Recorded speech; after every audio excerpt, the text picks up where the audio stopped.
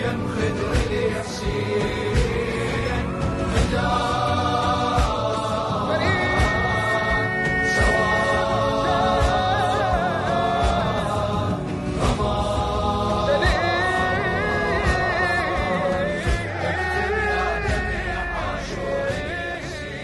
متابعينا أهلا وسهلا بكم والجزء الثاني من حلقة هذا اليوم من بودكاست صوت العرب من تكساس وسماحة الشيخ المهندس أبو نور الكربلائي.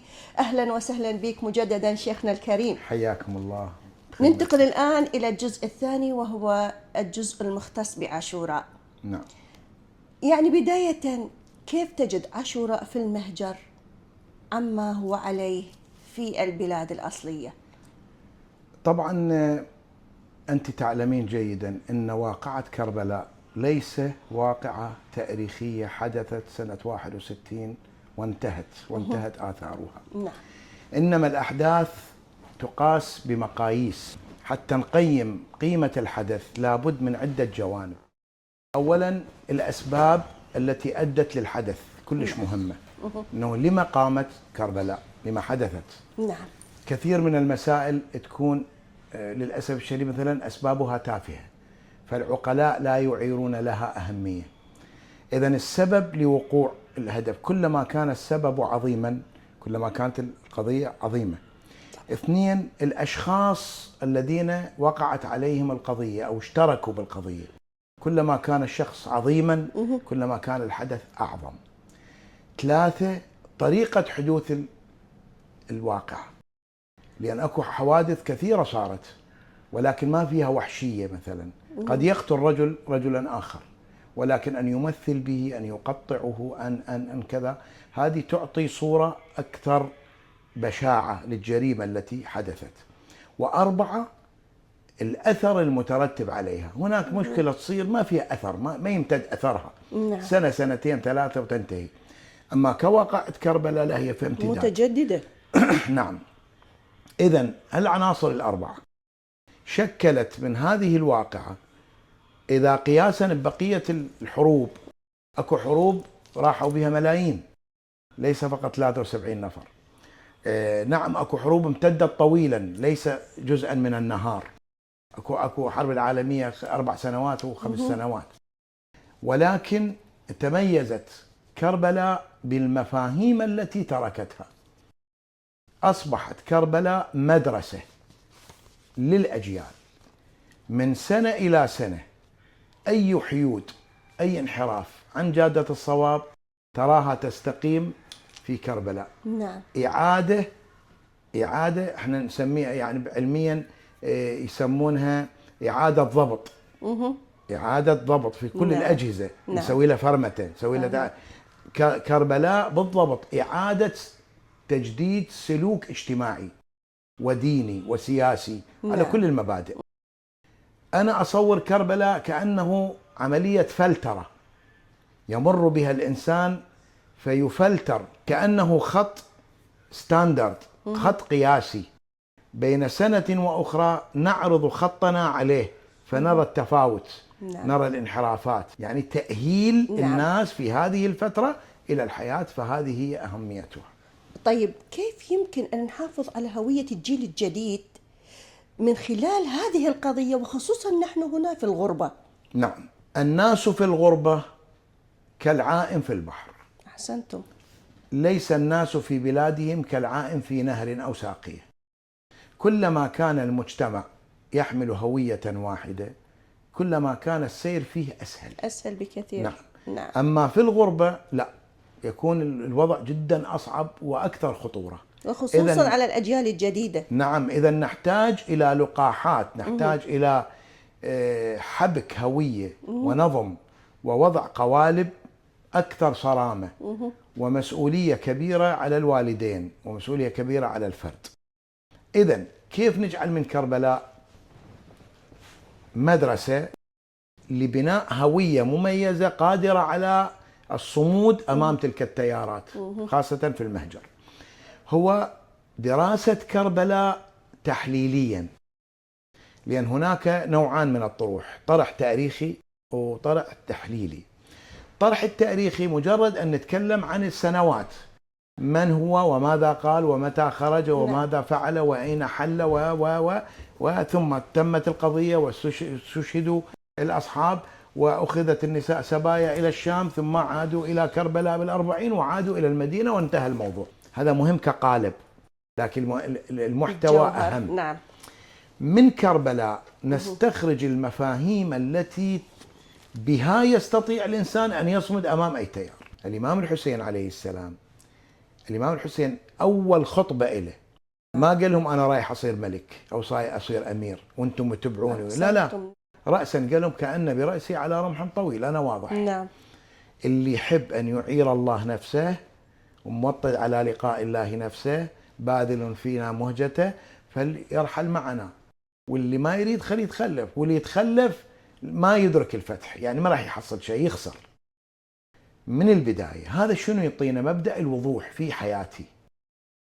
الطفل إذا تعلم على الوضوح أنه ينقل لوالديه ما تعرض له سيستطيع الوالدان أن يصلحاه قبل أن تحدث الكارثة. أحسن. مشكلتنا بعدم الوضوح، يعني ماكو صراحة، يعني الطفل من يرجع كاتم في نفسه شغلات هاي راح تتطور بداخله. ما هو المشكلة معظم الشخصيات خصوصا احنا العراقية، المجتمع العراقي مزدوج الشخصية، عنده شخصيتين بحقيقته، شخصية وأمام الناس شخصية ثانية، فهذا دا يأثر على حتى تنشئة الأطفال. مو هو هذا اللي عالجه الحسين في أول خطبة بعد ما متحرك. أحسنتم. يعني حتى أنا لما أريد أقترض مبلغ منك، نعم، أقول لك ست أنا أريد المبلغ لمدة شهر، فعلا مدة شهر، إذا أو ما عندي ترى ما أقدر أرده إلك حتى تكونين واضحة بالنسبة. أما آخذ أقول لك لمدة أسبوع وأنا أخذه سنة، هنا إيش راح يسوي؟ راح يسوي عدم ثقة. تلاحظين؟ فالوضوح فكرة الحسين وضوح في كل شيء. لما أجيب لابني امرأة أكون واضح، يابا ترى ابني بدون عمل، ابني ترى قاعد وياي، ابني إنما تحدث مشاكل الزوجية نتيجة من؟ نتيجة شنو؟ عدم الوضوح. شايف شلون؟ في البيع والشراء الوضوح، في التربية، في المجتمع، أنا خلنا أكون واضح مع نفسي. نعم. وما واضح مع الآخرين حتى تكون الصورة أعرف وين الخلل وأعالجه. فالأولاد إذا تعلموا على الصدق والوضوح، هنا من بداية نقطة الخلل راح نقدر نتلافاها ونحلها. لكن أن نعقدها وفيما بعد سنة يلا أعرف ابني ايش سوى، بعد من الصعب أنا رجعه. هاي النقطة الأولى. النقطة الثانية، لما الإمام الحسين عليه السلام لما أخذ أهل بيته وأخذ بناته وأخذ خواته وأخذ زوجاته، ليش هاي التشكيلة مع العلم هو راح يقتل ويدري راح يقتل؟ إذا ماذا يريد أن يقول؟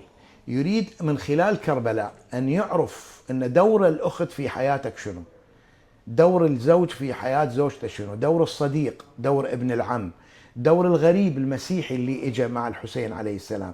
إذن يريد يقول مو شرط أن أكون أنا حامل لهوية معينة أن أنعزل عن الآخرين فلا أذوب فيهم وأفقد هويتي، ولا الهوية تسوي لي معزل أن أنعزل عن المجتمع. فأنا إمام إنسانية، أنا بشر، والإمام علي سلام الله عليه قال إما أخ لك في الدين أو نظير لك في الخلق. فكان يعامل العبد كما يعامل أخيه من أمه وأبيه. ويعامل الصغير مثل ما يعامل الكبير. كلهم لديه بشر سواسية. فالإمام الحسين سوى حركات وقال أقوال هي بالحقيقة حكم تحتاج إلى دراسة. يعني مثلا ليش الإمام الحسين خلى ناس تخطب مع العلم؟ هو أولى الناس بالخطابة، أبلغهم أكثر معرفة بالقضية. عم يا حبيب اخطب بالناس، عم يا زهير اخطب بالناس. هذا درس انه اذا اكو عندك عدو لا تصدى له راسا وتسوي مشكله، اعطي مجال للاخرين يتدخلون عسى ان تنحل المشكله. نعم. ليش خلى الخندق خلف العائله؟ مع العلم احنا العسكر ندري بيهم انه اذا اكو عدو من الشمال يحط الخندق الغام بالشمال حتى العدو تعيق الالغام. الحسين حط خندق خلف العائله. يدي يثيرنا انه قبل لا تصطدم باي عمليه وتواجه اي عدو فكر بعائلتك. انت يا شاب بدل ما تسوي، اذا قبل لا تسوي لك فد مشكله فكر ان عندك ام، عندك زوجه، انت عندك اطفال، فقد يعتدي عليك شخص. انت اذا جاوبته راح تصير مشكله، اما هو بالسجن وانت بالمستشفى، او نعم. هو بالمستشفى وانت بالسجن. بالتالي عائلتك راح تظل. فكر قبل ان تتاجر بالمخدرات، قبل ان تتاجر بالسلاح، قبل ان تسوي اي مخالفه، فكر ان اكو اطفال عندك راح يظلون. اذا فكرنا هذا التفكير راح يمكن نبتعد عن كثير من المشاكل. وهكذا سيد الشهداء ينطي حلول من خلال كلماته، من خلال افعاله، من خلال اذا دراسه كربلاء بشكل تحليلي راح ينطينا ما لا نهايه، اقدر اقول ما لا نهايه من المفاهيم التي لو طبقناها بالمجتمع كانت افضل حمايه. نعم. وافضل لقاح ضد اي مرض. ولكن للاسف الطرح فقط التاريخي ما يقرب الناس من الواقع. احنا نريد الربط، يسمونه الطرح الميت. الطرح الميت شنو؟ انه اطرح الفكره في زمانها مع عدم ربطها باليوم. احسنتم. الانسان صحيح. القاعد، الانسان كذا، المراه فقط كقصه تاريخيه وانتهى الموضوع. نعم. نعم. لما اريد اقول ان امراه مثل زينب سلام الله عليها نعم. بعد مقتل اخيها ليله 11 من المحرم وهي تقف للصلاه. ماذا يريد ان يقول؟ عندما كان الحسين اثناء الحرب يطلب الهدنه لاقامه الصلاه. لإقامة الصلاة. إذا أهمية الصلاة كلها دروس. نعم. اكتب يا دمي عاشور الياسين، محرم مو محاكي، عون على البواكي، سلطان العزاء، قميص مخضب بدم، يمه بعبره ملته، ضعن الانبياء. كربلاء تحتاج إلى تحليل كل خطوة، سواء خطوة طفل. نعم. مثلا اضرب مثال أهمية الأطفال اليوم. يعني اليوم بالغرب المرأة منشغلة والأب عنده عمل، ما إلى خلق أو ما عنده وقت يعطي لهذا الطفل. في حين الإمام الحسين كان ذاهب إلى معركة، آخر نفر بقى، وأخته جابت له الفرس، امتطى الفرس والفرس ما تحركت. ليش؟ كانت بنته رقية ماسكة على القدم الأولى للفرس. صوري المفروض يقولون زيحوها عني، أنا وين يعني؟ لا، حق نزل جلس بالأرض، لأن هي ما لها علاقة أنه أنت عندك حرب، هي طفلة تريد وقتك. الطفل ما يعرف أن أبوه مديون أو أبوه محرج أو أبوه عنده قتال. أنا أريد أب يطبطب عليه. فهنا راح يعطينا في الدرس الإمام الحسين في معركة، ونزل وقعد وحطها بحضنه وحط ايده على راسه، انطاها حق كطفله، وانطى لاخته الحق، واعطى الزوجات الحق. كل ذي حق من حقه. صدق انا عندي مشكله، مو معناه اهمل بيتي، صدق انا عندي شغل، مو معناه احرم اطفالي. ثم اسلوب الحسين مع زوجاته، 3 كان معه. ام السجاد عليه السلام كانت قد توفيت، في ليلى وفي الرباب وفي ام اسحاق. تعال كيف من رجل يدير حياة 3 نساء في خيمة، في حين احنا عندنا بيوت كبيرة حتى ما تطيق المرأة، هي وحدها ما قادرين عليها. نعم، الطاعة لله سبحانه وتعالى. لما يجي في كربلاء بهذا العطش وبهذا وماكو اعتراض. اليوم احنا الرجل يمر بصعاب، المرأة المفروض هنا تقف إلى جانبه، تدعمه، تصبر عليه، لأنه عسر ويسر. أكيد. مو اليوم أبسط قضية تذهب إلى الطلاق، أبسط وإلى المحاكم طلاق، وبالمعروف كان ممكن.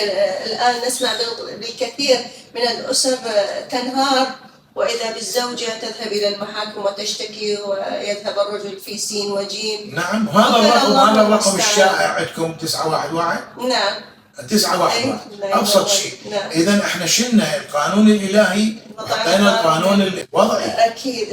شيخنا، يعني كيف نجذب المجتمع أو الشباب بالذات للمنبر الحسيني ونحن في هذا الوضع، يعني وضع هائج، وضع اندمج فيه الحبل بالنابل، خصوصا مع مواقع التواصل الاجتماعي. المنبر ما هو دوره الآن، وبالذات في هذه المرحلة الخطيرة لمجتمعنا العربي المسلم؟ نعم، هذا سؤال جدا مهم.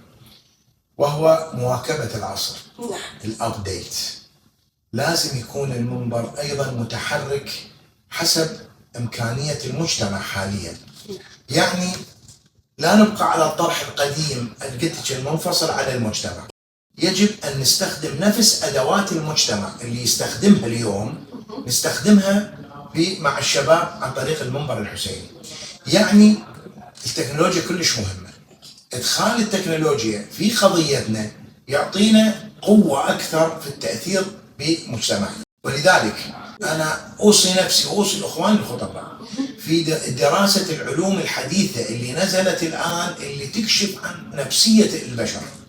اليوم مثلا العلاقة العائلية كانت قبل تبادل ادوار، ان الرجل يجيب اللقمة والمرأة تؤدي امور البيت. الان اختلفت القضية، بما ان اختلف المعلول لازم نغير العلة حتى نأثر تأثير آخر. قبل كان تبادل أدوار، اليوم تبادل أرواح. اليوم المرأة بنص ساعة تهيئ كل الوجبات، بالمكنسة الكهربائية تنظف كل البيت، بالماكينة الغسيل، فلذلك عندها وقت فراغ. الآن تريد روح، تريد كلام، تريد علاقة، تريد عاطفة. فغياب الزوج فترات طويلة عن بيتها مشكلة. فإذا لازم نغير دراسة جديدة، طروحات جديدة على المنبر. لازم أكو تجمعات للأخوة الخطباء لتلقي دروس جديدة وأسئلة. أنا أشوف أكو نقطة 6، التوقف، عدم الجريان دائما يفقد القيمة. يعني واحد ماخذ بكالوريوس طب سنة 50 الآن يقدر يشتغل؟ لا مستحيل. الأدوية تغيرت، الأجهزة تغيرت، اكتشف كثير. كل إنسان يوقف بمحله بعد فترة راح يفقد قيمته. فكذلك إحنا أسلوب الخطابة إذا نبقى على هذا الجمود، على الرتابة الموجودة، راح نفقد شبابنا، يروحون يدورون على وسائل أكثر تأثير في أنفسهم. الجالية الإسلامية هنا التقيت مع الشباب، التقيت مع الشباب قالوا ما يسمعوننا، ما يسمعون آرائنا، باقين على الآراء القديمة والنظام القديم. صحيح. فأنا اجتمعت ويا البورد، قلت لهم جيبوا شبابكم وقولوا لهم شنو اللي تحبون نسويه هنا حتى نسويه، إلا ما حرم الله، إلا ما خرج عن الشريعة. أكيد. يعني ممكن نستخدم أساليب الرياضة، ممكن الرسم، ممكن نقدم الحسين على شكل مسرحية كما نفعل قبل، دائرة وتأثر أكثر. لأنه أشوف الشخصيات أمامي الإسلامية، يعني أنا لاحظت هذا الشيء موجود. هذا يأثر أكثر، هذا يأثر أكثر. أكيد. زين، أسلوب الإخراج على شكل مقاطع، نفس الفكرة أسويها على شكل بودكاست، على شكل مثلا نقول يوتيوب، على شكل حتى أقدمه على شكل مراحل حتى يقدرون يتقبلوا. لأن الطفل اليوم تعلم على الفكرة السريعة، تعلم على شو يسمونه هذا الريلز ومواقع التواصل بصورة عامة، يعني ثواني. أكيد. نعم. وتعلم على أن الشيء اللي ما يحب رسم بنقرة يد يغيره. صحيح. فتعلم أنه يأخذ بس اللي يحبه. احنا أكيد. شلون نخليه يتقبل الشيء اللي ما يعرفه حتى يتعرف عليه. إذا هل تلاحظون هناك تفاعل من قبل الجيل الجديد مع المنبر الحسيني؟ نعم، أنا شفت الآن من خلال الرحلة هذه القصيرة في 6 أو 7 ولايات.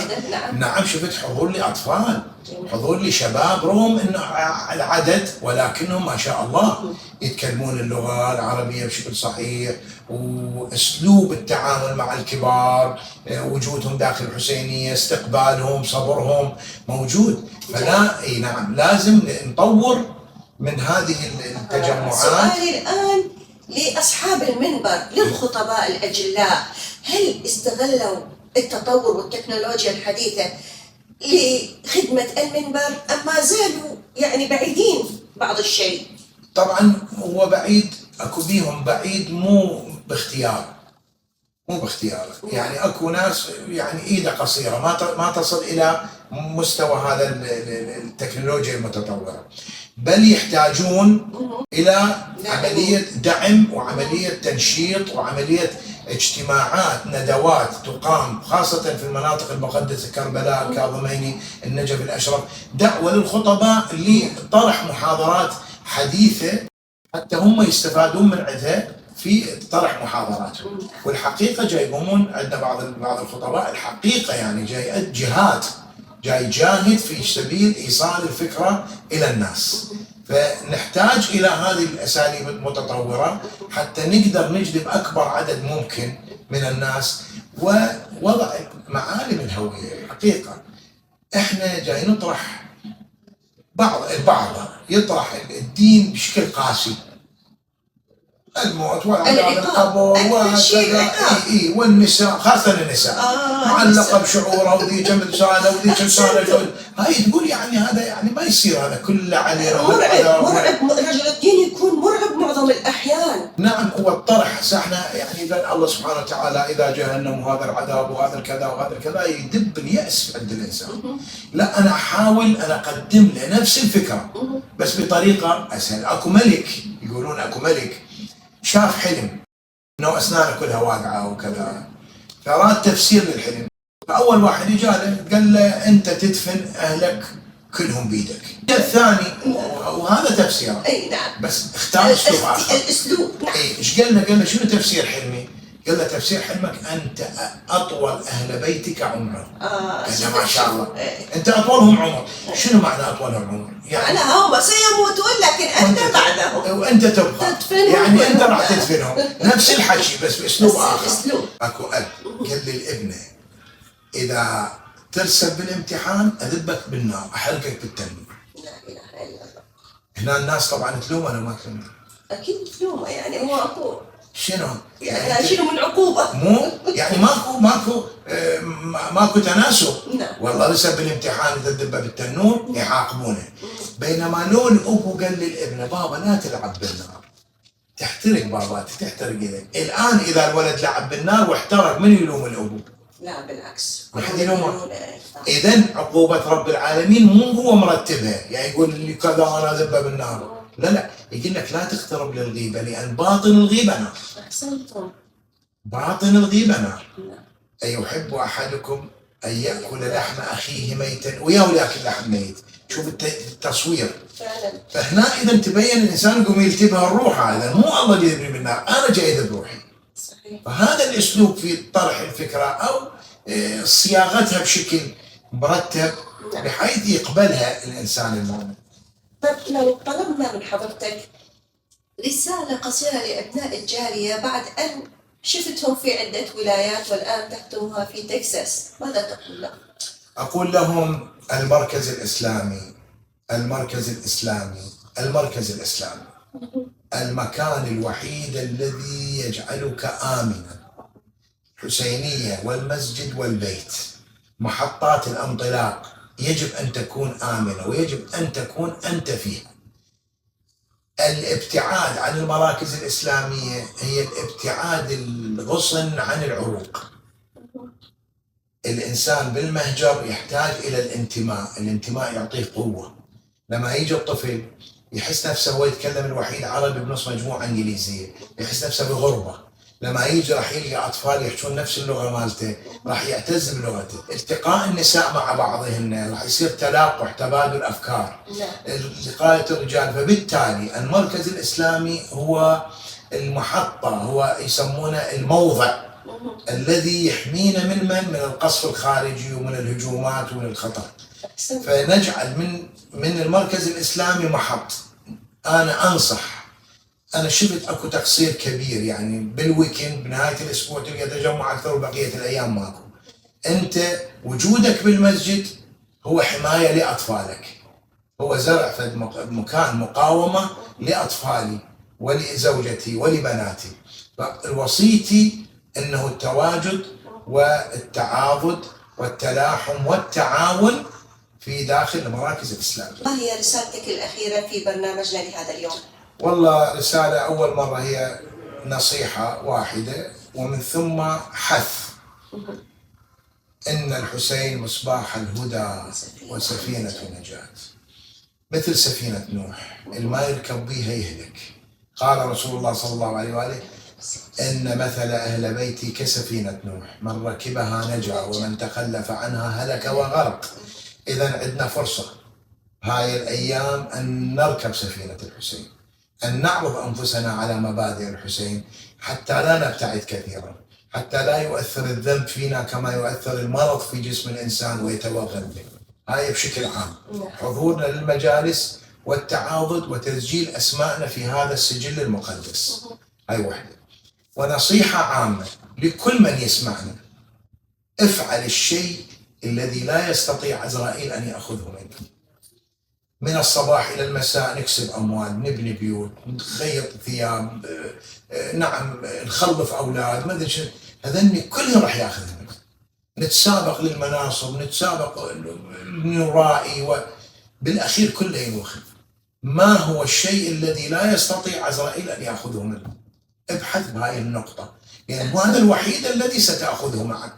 فكر بهاي النقطة وخلي الباقي كله مضايفة، يعني كأنك ضيف. إن شاء الله الكل يوفق لهذا العمل الصالح، وجعلنا وإياكم من الناجين واللاحقين بسفينة الإمام الحسين. آمين يا رب العالمين. إذن شكرا جزيلا، وأشكر كل ما تقدمت به من هذه الوعظ والنصائح الجميلة والرائعة. فعلا حلقة غنية وثرية، شرفتنا سماحة الشيخ والمهندس أبو نور الكربلائي. شكرا جزيلا لك، وشكرا جزيلا لكم متابعينا أينما كنتم، وإلى اللقاء وحلقة جديدة من بودكاست صوت العرب في تكساس. يما بعبر نلته ضعن الأنبياء، وين البيض نيته عالخدر حميته، سبايا كربلاء شاف قباله خيمه ويصهل بالظليمه، الميمون